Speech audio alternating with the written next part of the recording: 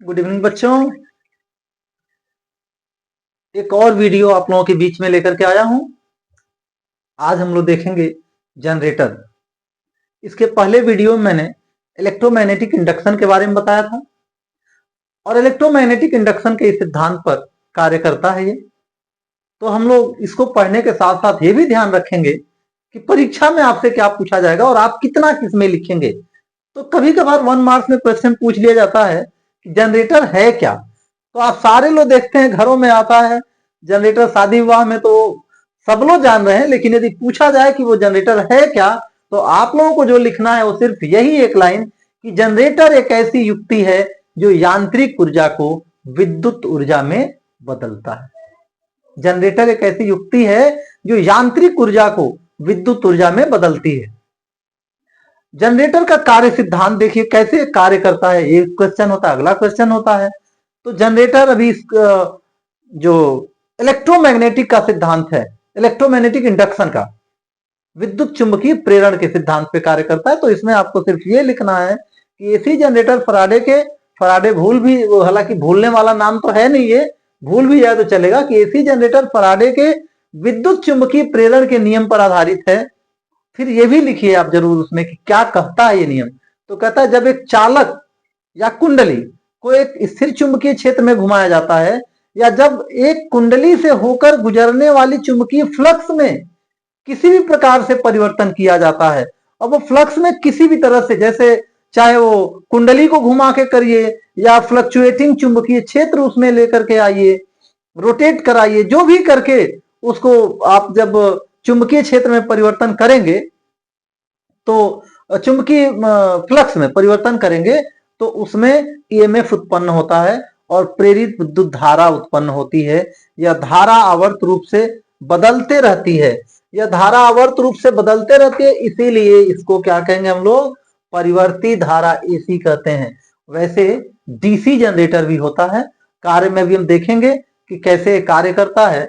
और उसके बाद फिर ये भी आता है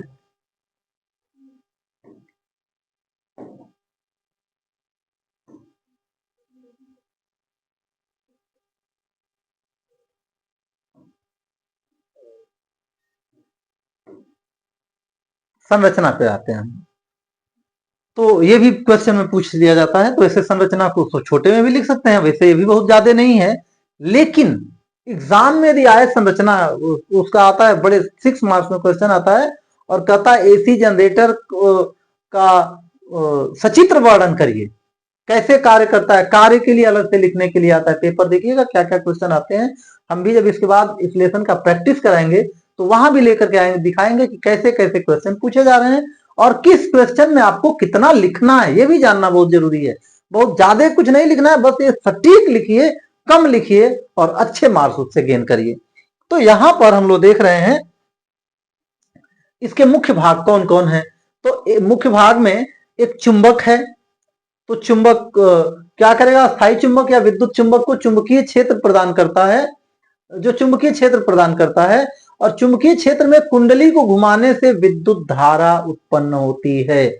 मतलब ये किस लिए चाहिए, क्योंकि कुंडली घुमाएंगे, लेकिन कहां, यहां घुमाएंगे तो थोड़े ना चुंबकीय विद्युत धारा उत्पन्न होगी। वो जब चुंबकीय क्षेत्र में कुंडली घूमेगी तभी होगा, इसलिए उसका रोल है। दूसरा आर्मेचर या कॉइल, वही कुंडली या कापर के तारों से बनी हुई कुंडली होती है जो चुंबकीय क्षेत्र में घूमती है और इसमें प्रेरित, इसी में विद्युत धारा प्रवाहित होगी या उत्पन्न होगी। उसके बाद स्लिप रिंग्स क्या काम होता है, तो लूप से उत्पन्न धारा को बाहरी सर्किट तक पहुंचाने के लिए स्लिप रिंग्स होती है। इतना इतना ही लिखना है आपको। अभी हम उसके चित्र में भी दिखाएंगे। ब्रश में क्या है, तो वहां से क्योंकि स्लिप रिंग्स तो घूमते रहेंगी और बाहर का तार यदि स्लिप रिंग्स में डायरेक्ट जुड़ा हो तो उसी में लिपट जाएगा। तो इसलिए उससे बचने के लिए, जैसे यदि ये स्लिप रिंग्स हैं तो यहां पर वो टच किए रहता है कार्बन ब्रश, और जो भी धारा उससे उत्पन्न हो रही है उस कार्बन ब्रश के जरिए ही बाहरी सर्किट में आती है। तो स्लिप रिंग्स से जुड़ी होती है और धारा को बाहरी सर्किट तक प्रवाहित करती है। सिर्फ इतना लिखना है आपको।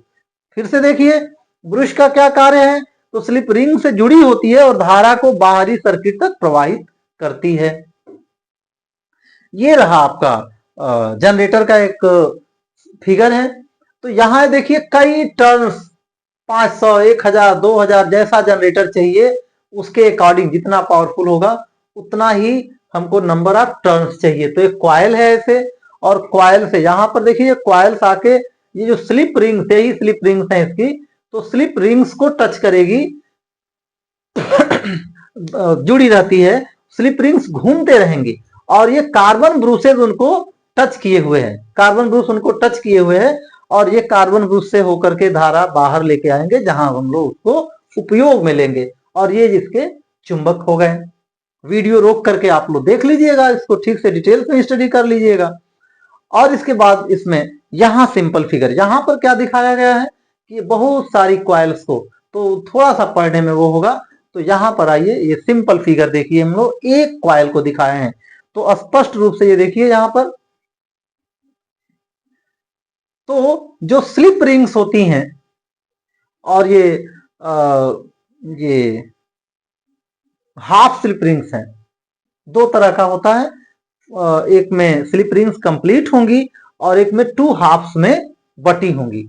तो जो टू हाफ्स में बटी होंगी वो क्या होगा, ये डीसी जनरेटर के लिए हो जाएगा, जिससे कि धारा जब इधर की तरफ आ रहा है तो पता चले उल्टा होगा, तो उस केस में ये इसकी कनेक्टिविटी भी बदल जाती है। एसी जनरेटर में ये दोनों पिछले फिगर में इसमें देखिए ये जो है कंप्लीट रिंग्स होंगी, तो वहां पर वो धारा नहीं बटेगी, ये कंप्लीट रिंग्स होंगी और वो टू हाफ्स होंगी, ये जो जनरेटर का, डीसी जनरेटर का होगा।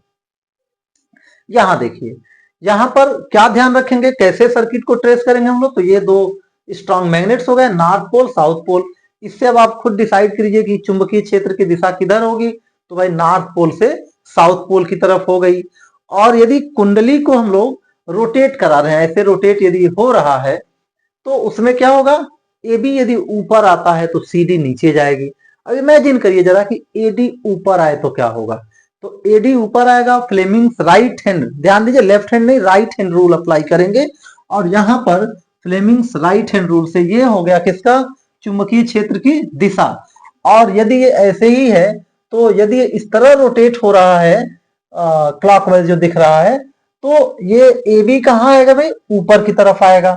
तो ए बी जब ऊपर की तरफ आएगा तो धारा की दिशा देखिए फ्लेमिंग्स राइट हैंड रूल से ए से बी की तरफ, और सी डी कहां जाएगा, उसी समय सी डी नीचे जा रहा होगा तो उसमें धारा इसमें ए से बी की तरफ, तो उसमें सी से डी की तरफ। तो धारा की दिशा होगी ऐसे होगी ए बी सी डी, और यहाँ स्लिप रिंग्स एक्स हो गया और ये कार्बन ब्रुश में आया, ब्रुश से होते हुए इधर बल्ब में, फिर वाई में, तो ये धारा इस तरह से रोटेट करेगी। लेकिन यदि हाफ टाइम के बाद क्या होगा वो जरा सोचिए, तो उसके आधे समय के बाद यदि फुल रिंग्स ये वाला इधर वाला रहेगा तो उसके आधे सर्किट के बाद क्या होगा कि ये जगह उनका बदल गया होगा ए बी और सी डी का, और उसके वजह से एबीसीडी का जगह बदल जाने की वजह से अब ए बी नीचे की तरफ जा रहा होगा और सी डी ऊपर की तरफ आ रहा होगा, तो धारा की दिशा बदल जाएगी, तो वो हो जाएगा प्रत्यावर्ती धारा जनरेटर, एसी जनरेटर हो जाएगा। लेकिन यदि टू हाफ्स में हम लोग इसको लगा दें तो जिस समय ये अब सी डी ऊपर आ गया और ए बी नीचे आ गया, इस तरह से यदि समझ में नहीं आ रहा होगा तो इस तरह से समझिएगा कि जब ए बी ऊपर आ गया, अब यहाँ पे पूरा वन हाफ इसका कंप्लीट हो गया ऐसे, तो अब ए बी नीचे जाएगा और ये सी डी ऊपर आएगा। उसी समय हाफ टाइम के बाद ये जो कनेक्शन ए बी का वाई से था अब वो एक्स से हो जाएगा, और जिसका एक्स से कनेक्शन था उसका वाई से हो जाएगा, और ये एक्सिस दिखाई गई है जिसके चारों तरफ वो घूमेगा। तो इस तरह से ये काम करेगा। वर्किंग लिखना भी होता है, तो उसके लिए हमने यहाँ पर दिया हुआ है कि कैसे क्या वो करेगा, या जो थोड़ा सा स्लाइड को हम आगे पीछे हो गया है उसको थोड़ा सा ये नियम, हाँ यहाँ पे विद्युत धारा का उत्पन्न होना, कैसे विद्युत धारा उत्पन्न होगी, तो जब आर्मेचर कुंडली घूमती है तो कुंडली में से होकर जाने वाली फ्लक्स रेखाओं की संख्या में परिवर्तन होता है, अतः कुंडली में धारा प्रेरित हो जाती है। अब यहाँ पे उसका देखिए पूरा, मान लीजिए कुंडली दक्षिण आवर्त दिशा में घूम रही है, तो कुंडली की भुजा ए बी ऊपर उठ रही है तथा सी डी नीचे आ रही है।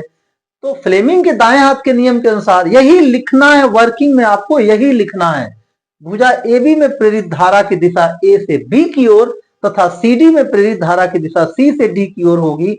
इस प्रकार धारा A, B, C, D, X bulb Y में प्रवेश करेगी और ये क्या धारा की दिशा होगी। आधे चक्कर के बाद AB नीचे की ओर आ रही होगी और CD ऊपर की ओर उठ रही होगी।